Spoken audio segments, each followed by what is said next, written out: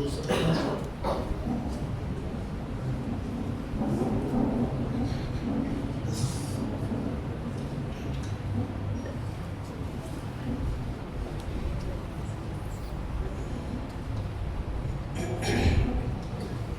السلام علیکم ورحمۃ اللہ وبرکاتہ۔ بسم اللہ الرحمن الرحیم۔ قال اللہ تبارک وتعالی فی کلامہ المجید الرحمن علم القرآن صدق اللہ العظیم۔ محترم حاضرین، عزیز ساتھیوں، دوستوں، ہم سبوں نے یہاں مدرسہ دینیہ نور العلوم میں پڑھنے والے طلباء کا علمی مظاہرہ اپنی آنکھوں سے دیکھا، کانوں سے سنا۔ جیسا کہ مجھ سے پہلے فاضل مقررین نے اپنا تاثر پیش کیا کہ ان بچوں نے اپنے مظاہرے سے ایک سما باندھا، یعنی پوری توجہ اپنی طرف کھینچنے میں کامیاب رہے، اور میں بھی پوری طرح اس تقریر کی طرف متوجہ تھا۔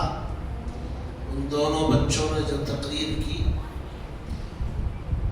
یہ واقعی مبارکباد کے مستحق ہے۔ طلباء بھی، اساتذہ بھی بہت شاندار تیاری بچوں کی کرائی ہے۔ یہ مشق ہے، معمولی بات نہیں ہے کہ اتنے بڑے مجمع میں، مسجد میں مائک پر بیٹھ جائے، کچھ بولے۔ اگر آج میں کچھ بول رہا ہوں تو اس مرحلے سے گزرا ہوں۔ یہاں سے میں گزر کر کے ایک لمبے عرصے تک اس شکل میں بول بول بول بول بول کر یہاں تک پہنچے ہیں، اور آج یہ بچے بول رہے ہیں جیسا کہ حضرت نے فرمایا کتنے اس میں چھپے ہوئے قیمتی ہیرے موتی ہیں پتہ نہیں۔ وہ ایسے ہی چھوٹے مدارس سے تیار ہوتے ہوتے ہوتے آگے بڑھتے، بڑے ادارے سے فارغ ہوتے، پھر ایک پوری قوم کو ایک بڑی تعداد کے ہدایت کا ذریعہ بنتے۔ تو بہت خوشی ہوئی، ماشاءاللہ بہت اچھا مظاہرہ پیش کیا۔ ہمارے مہمان خصوصی حضرت مولانا محمود صاحب، شیخ محمود صاحب رشادی دامت برکاتہم، یہ ہمارے اکابرین میں ہے، قدیم علماء میں ہے، دارالعلوم سبیل الرشاد کے قدیم فضلاء میں ہے۔ دارالعلوم سبیل الرشاد کے محتمم صاحب اور امیر شریعت ثانی حضرت مولانا مفتی اشرف علی صاحب رحمۃ اللہ علیہ، ان کے آپ بہت چہیتے تھے اور بہت قریبی بھی تھے۔ میں ایک مرتبہ حضرت کا میں بھی شاگرد ہوں، حضرت مفتی اشرف علی صاحب رحمۃ اللہ علیہ سے میں نے بھی پڑھا۔ ایک مرتبہ گلبرگہ کا سفر تھا حضرت مفتی صاحب رحمۃ اللہ علیہ کے ساتھ، آپ بھی ساتھ میں تھے، ٹرین کا سفر تھا۔ تب ہم نے دیکھا تو الحمدللہ آپ ہماری دعوت پر، ادارے کی دعوت پر یہاں تشریف لائے۔ ایک تو قدیم فضلاء میں ہے اور اکابرین میں ہے، اور شاندار ادارہ ٹنکور گولور میں بڑے حضرت رحمۃ اللہ علیہ کی طرف منسوب دارالعلوم سعودیہ، یہ ادارہ کے بانی بھی ہے، محتمم بھی ہے، اور ٹنکور کے قاضی بھی ہیں۔ حضرت ہی نے قاضی بنایا تھا آپ کو۔ تو ماشاءاللہ ان تمام خدمات کی مصروفیت کے باوجود ہم نے فون پہ دعوت دی، گزارش کی، تو آپ نے قبول فرمایا اور وقت پر یہاں حاضر ہوئے تھے۔ بزرگوں کی اور اکابرین کی عادت ہے وہ وقت پر حاضر ہوتے ہیں، تو آپ وقت پر حاضر بھی ہو گئے اور ہمیں آنے میں تاخیر بھی ہوئی۔ قیمتی خطاب پیش فرمایا، قرآن مجید کی حفاظت کا یہ طلباء، یہ مدارس ایک ذریعہ، اس کو انہوں نے قرآن مجید کی آیتوں کی روشنی میں ہمارے سامنے رکھا۔ اللہ نے یہ جو وعدہ کیا کہ یہ قرآن کو نازل کرنے والے ہم ہی ہیں، اللہ فرماتے اس قرآن کو ہم نے نازل کیا، حفاظت بھی ہم ہی کریں گے، اللہ کریں گے۔ ظاہر سی بات ہے اللہ دنیا میں کیسے کریں گے؟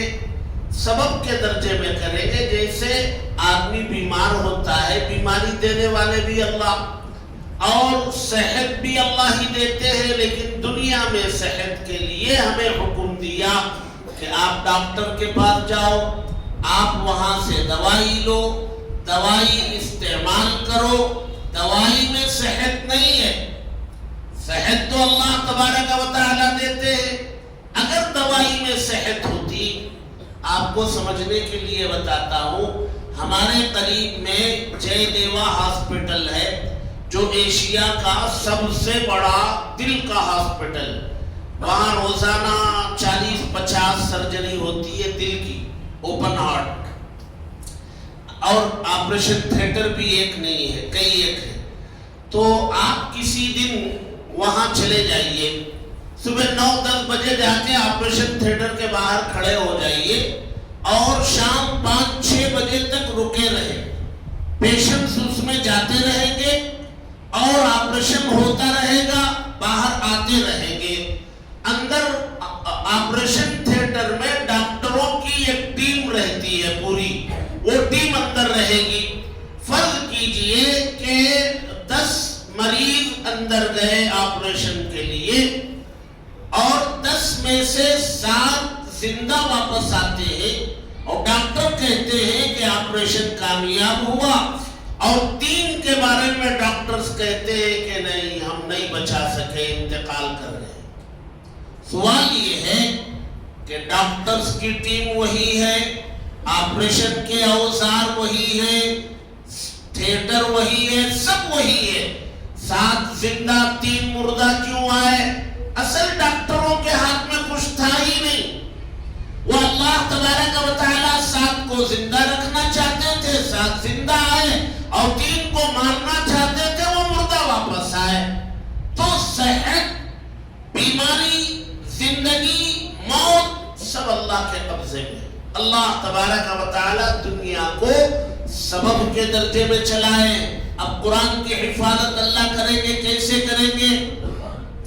وہ بغیر سبب کے بھی کر سکتے ہیں، کسی کو بھی استعمال نہ کرے، قرآن کی حفاظت کرنا چاہیں اللہ کے لیے کوئی مشکل نہیں، لیکن اللہ تبارک و تعالیٰ نے یہ نظام بنایا کہ ہم سبب اختیار کریں گے، ڈاکٹر کے پاس دوائی لیں گے تب صحت ملے گی، بھوک لگتی ہے کھانا کھائیں گے تب پیٹ بھرے گا، رزق اللہ ہی دیتے ہیں، لیکن زمین کے اندر غلہ بونا پڑتا ہے، ہل چلانا پڑتا ہے تب وہاں سے اناج ملے گا، اس کو پکانا پڑتا ہے تب وہ کھانے کے قابل بنے گی، اس کے بعد کھانا پڑتا ہے تو تب جا کر کے پیٹ بھرتا ہے۔ اسی طرح قرآن کی حفاظت اللہ کریں گے تو اللہ تبارک و تعالی چند سینوں کو منتخب کریں گے، چند سینوں کو اللہ سلیکٹ کریں گے کہ بھئی یہ سینے ہیں، قرآن اس میں داخل کر دو،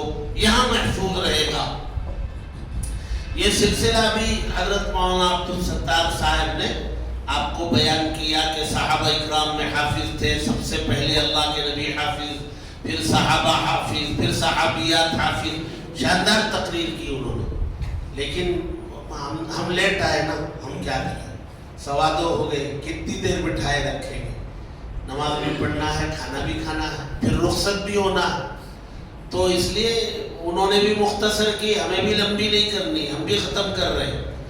تو شاندار تقریر انہوں نے کی۔ یہ اللہ کے نبی کے زمانے سے اللہ تبارک و تعالیٰ نے قرآن کو سینوں میں داخل کر کے حفاظت کر رہے ہیں۔ اب یہ 5 بچوں کے سینے میں قرآن اندر داخل ہو چکا ہے۔ عجیب و غریب نظام ہے، آپریشن بھی نہیں ہوتا، سرجری بھی نہیں ہوتی، قرآن اندر چلا بھی جاتا ہے بغیر سرجری کے۔ پورا قرآن الحمد سے الناس تک اندر داخل کر دیا گیا ہے. آپ قرآن کھولیں, کہیں سے بھی آپ پڑھیں, ہم 1 سیکنڈ میں بتا دیں گے یہ آیت فلاں پارے میں ہے, فلاں رکوع میں.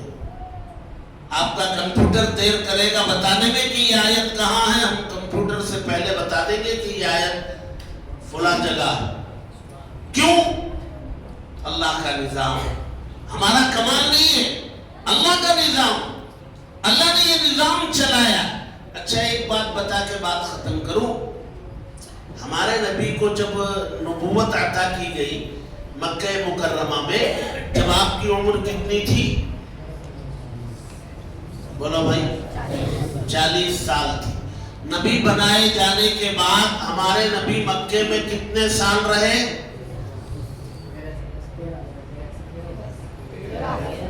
کیا بچے بول نہیں رہے؟ زور سے بولو. شاباش. 13 سال تھے. ان 13 سالوں میں مکے کے لوگوں نے ہمارے نبی کو چین کا سانس لینے نہیں دیا. نماز پڑھنے نہیں دیتے تھے, قرآن کی تلاوت کرنے نہیں دیتے تھے. جب نماز نہیں پڑھنے دیتے تھے تو مسجد کہاں سے بنائی جاتی مکے میں؟ ہمارے نبی نے کوئی مسجد مکہ مکرمہ میں نہیں بنائی. 13 سالوں میں بنا نہیں سکے. ظلم اتنا زیادہ تھا. اور جب مسجد نہیں بنا سکتے تو مدرسہ بھی نہیں بنا سکتے تھے. وہ باہر زور سے قرآن کی تلاوت کرنے نہیں دیتے تھے. حضرت ابو بکر جو ہے اپنے گھر کے باہر چبوترے پر بیٹھ کر کے قرآن پڑھتے تھے, ذرا آواز سے پڑھتے تھے تو مکے کے لوگ آ کے پیٹ پڑتے, ایسی پٹائی کرتے کہ اٹھ کے چلنے کے قابل نہیں ہوتے. وجہ کیا تھی؟ قرآن اپنے چبوترے پہ بیٹھ کے پڑھ رہے, آواز تھوڑی نکل رہی ہے, برداشت کر نہیں پاتے. کیوں برداشت نہیں کرتے؟ وہ قرآن میں ایسی کشش تھی اور حضرت ابو بکر کی زبان تھی, وہ ان کی زبان سے جب مکے کے بے ایمان لوگ قرآن سنتے تو ان کا دل پگھل جاتا اور وہ اسلام میں داخل ہو جاتے. آپ کو معلوم ہے ہمارے نبی رات کے اندھیرے میں مطاف میں, اس وقت بہت چھوٹا مکہ تھا, اس میں ایک جگہ رات کے اندھیرے میں, آج ہم وہ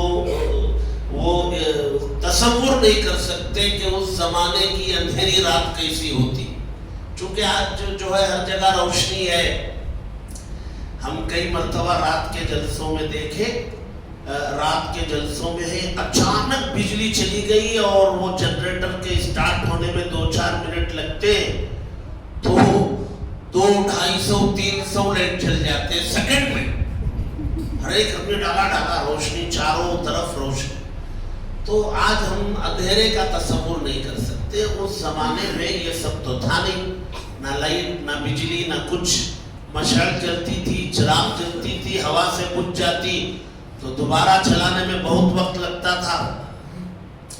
تو مطاف میں ایک طرف کونے میں کھڑے ہو کر کے رات کے اندھیرے میں چھپ کے اللہ کے نبی نماز کی حالت میں قرآن پڑھتے تھے. حکم تھا اللہ کا کہ یا ایھا المزمل قم اللیل الا قلیلا نصفہ او انقص منہ قلیلا او زد علیہ ورتل القرآن ترتیلا. نبی رات میں کھڑے ہو جاؤ اور آدھی رات یا اس سے زیادہ یا کم قرآن مجید کی تلاوت کرو. کھڑے ہو جاؤ کا مطلب کھڑے ہو کے پڑھنا نہیں, کھڑے ہونے کا مطلب یہ ہے کہ نماز میں کھڑے ہو. تو اللہ کا حکم تھا تو کہیں چھپ کے اندھیرے میں کسی کو نظر نہیں آتے تھے, آہستہ پڑھتے تھے, آواز سے پڑھتے تھے. وہ جتنی آواز نکلتی تھی وہ رات کے سناٹے میں وہ ہلکی آواز بھی بہت تیز ہو جاتی, دور تک چلی جاتی. تو یہ مکے کے جو بے ایمان کے سردار تھے نا, بے ایمانوں کے, وہ کون کون تھے؟ وہ ایک ابو جہل تھا اور کیا نام ہے اس کا جی, وہ ہے ایک اور بھی ہے, شریق نام آتا ہے.